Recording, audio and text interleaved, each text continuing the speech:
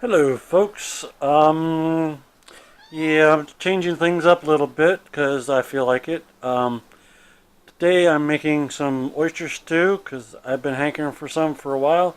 So, yeah, I wanted to show you. I figured, you might want to know.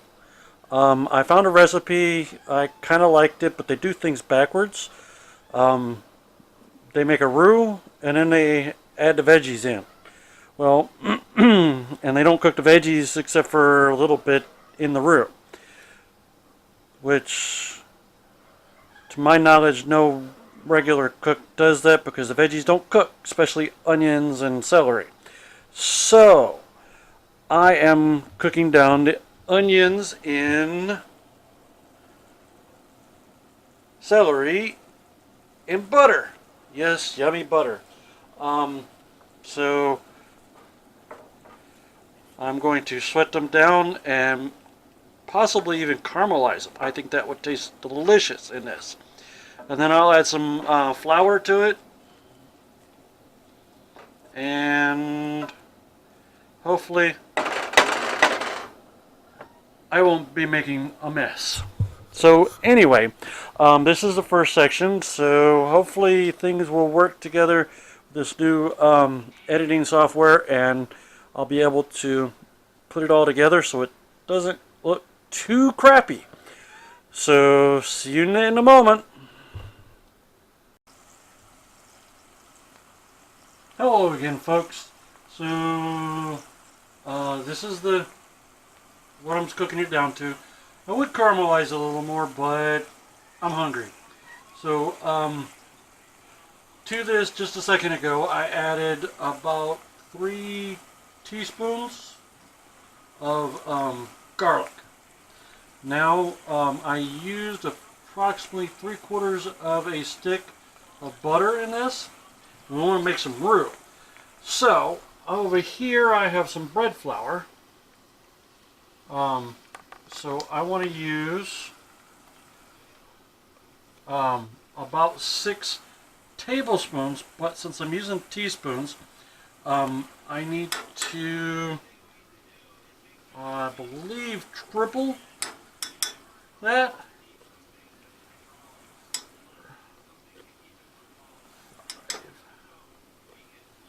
6,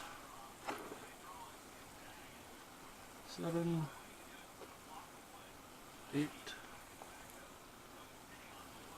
9, 10. Now since I'm using heaping teaspoons, I'm only putting in 11. Okay, so and at this point we're making a roux. Yes, roux. Roux. They're gonna roux the day. Now it's just equal parts butter or oil of any type and flour.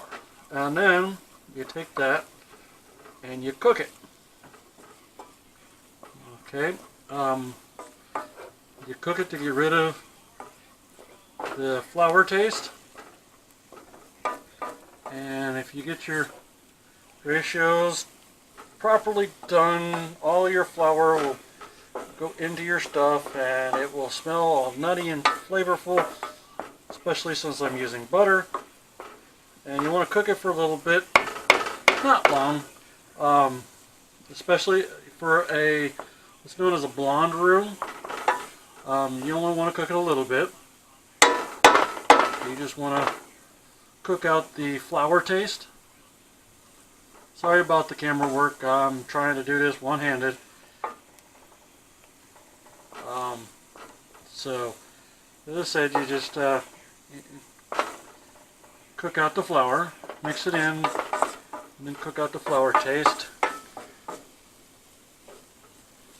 Okay, we got the pot all cleaned up.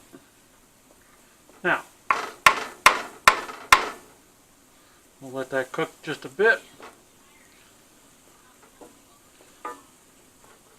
Now, some of what I do when I cook is I read recipes. Yep, I read them just fine.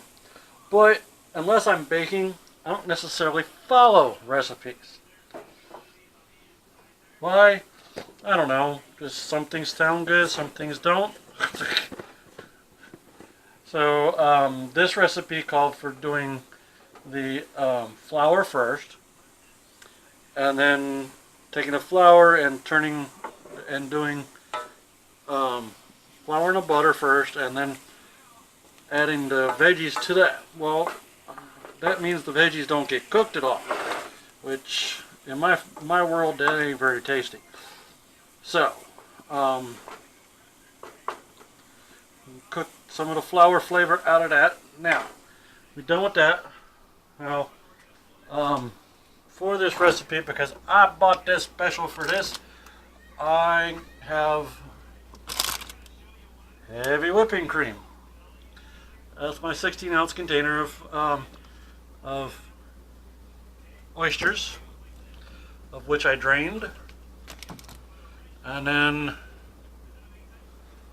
I'm using Gosner milk because I don't have any other milk. Because since my wife passed on, I don't use much milk. So this is cooked up. This is about half full, so it should be about 2 cups of milk, of which I'm going to add the 2 cups of milk to my pot here.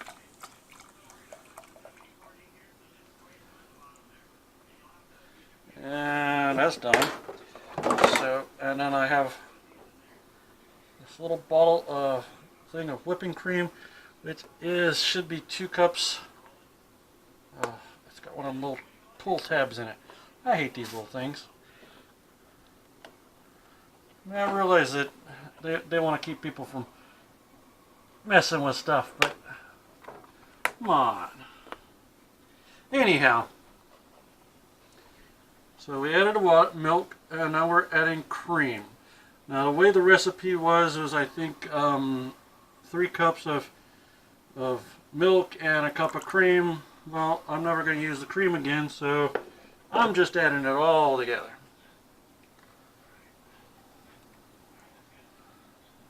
So from there we're going to stir.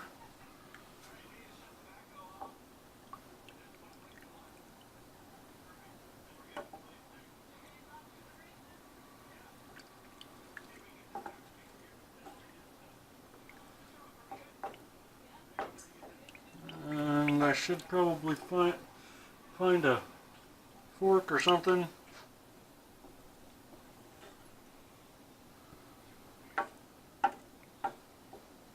Okay.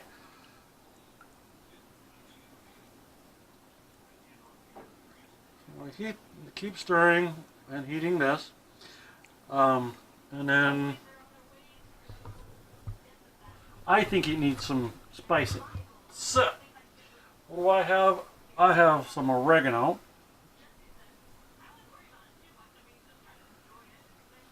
And oh my goodness.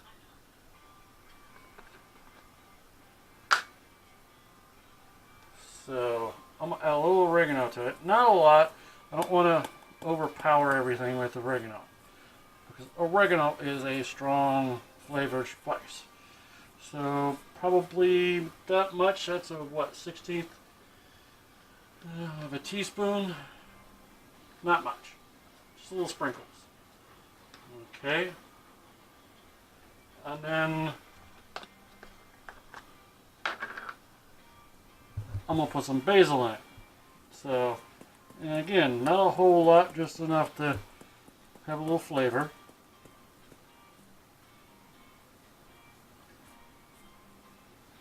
Okay, I'm not used to doing things one-handed.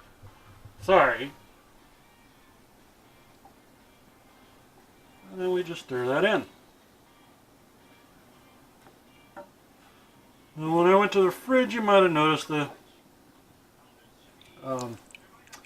oysters in there. Yes. Oh yeah. Need to add the oyster liquor to this. So we need to take this out of the fridge. I've already strained it. And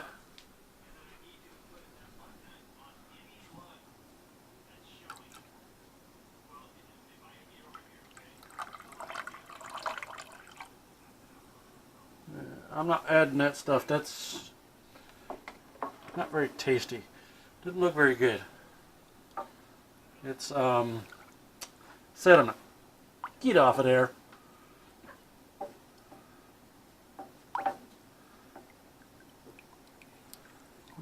Okay.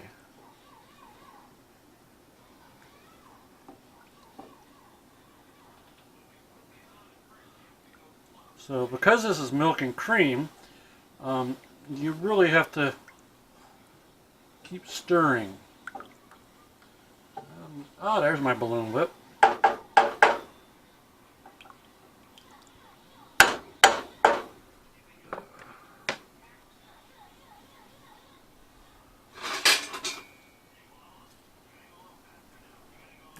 Oh, well, we make some progress with that.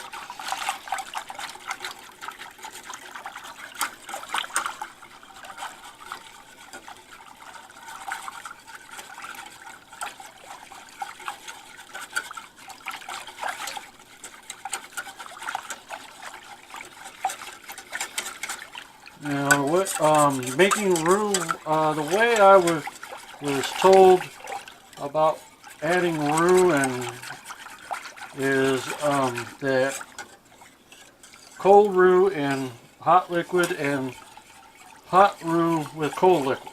That's what I was told. It's the best thing. Now, we have probably most of the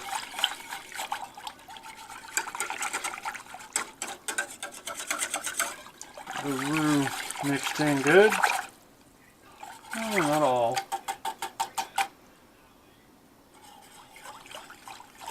Okay.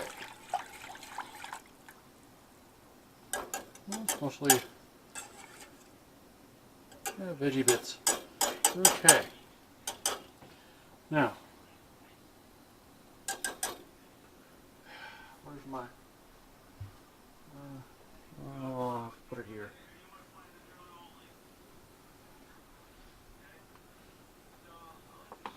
Need to wash that. Sorry, this is my temporary kitchen until I get some things done. So sorry. Anyhow, as I said, we need to wait for this to warm up and have it under low flame, very low flame. Okay, and so I'll come back when it is almost ready. Okay, how are you? We're getting closer and closer to being done. Now, I've added the oysters. And I don't know how well y'all are seeing this, but oysters are cooking. Now, I just added the oysters, the temperature, and turned the temperature or the heat up just a touch. I don't want it to boil. That's bad for the milk, the cream. But I do want it to get nice and hot and bubbly. Okay, and that'll cook the oysters.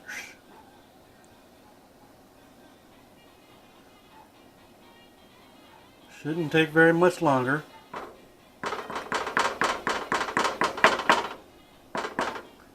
It's nice and steamy right now. So,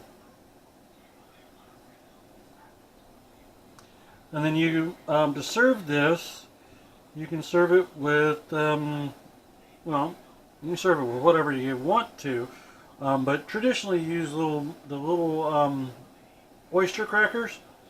I don't have any of that because I didn't think about buying them. But I do have some Ritz, and I think I got some garlic Ritz. So you can use Ritz, or you can use saltines, or you can use soda crackers and the export soda crackers or whatever you want to do.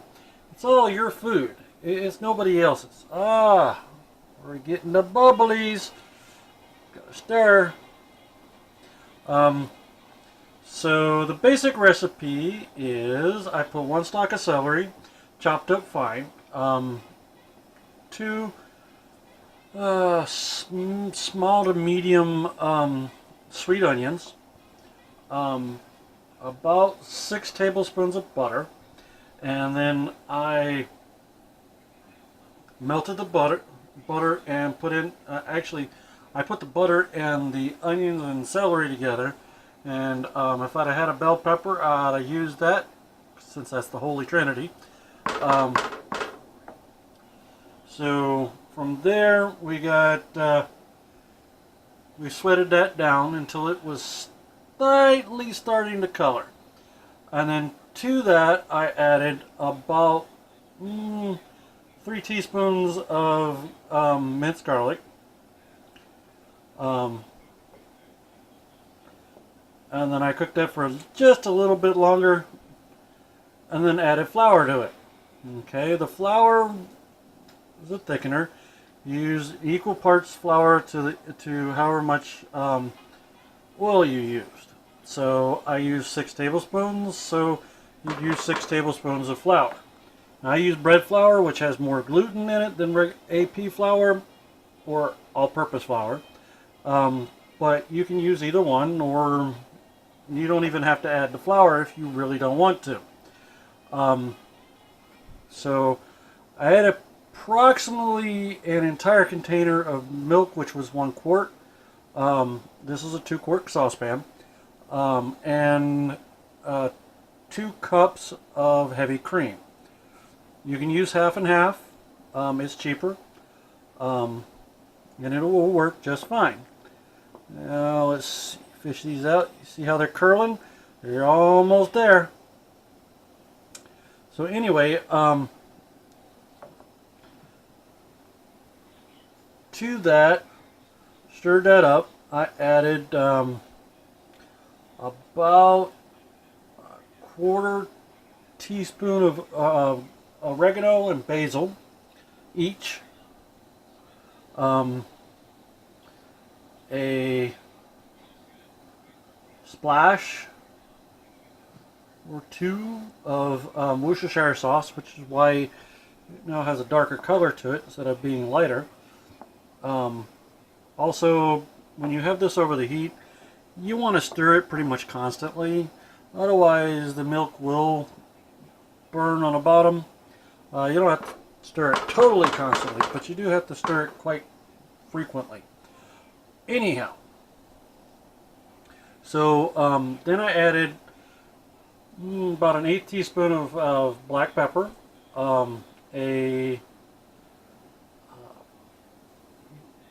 about I don't know, maybe 10 dashes of Tabasco sauce,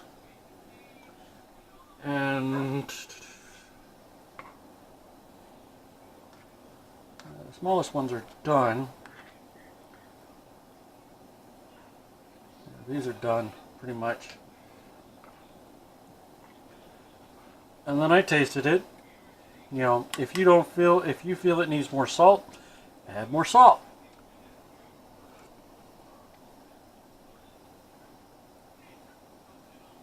Also be careful of pieces of shell that might be in your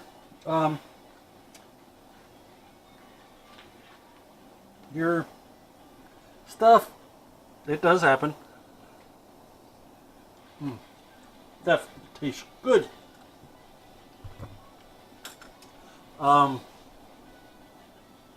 Anyhow,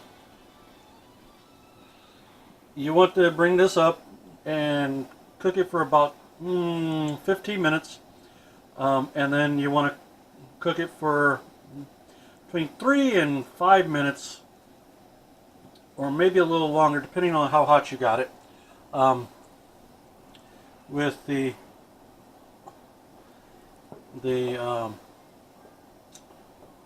oysters in it. Okay. You can add whatever spices you feel like. You can add whatever flavors you feel like. This is what I felt like, and I thought I would share it with you. As far as I'm concerned, it tastes delicious. And so happy cooking. Thank you much for watching. Bye.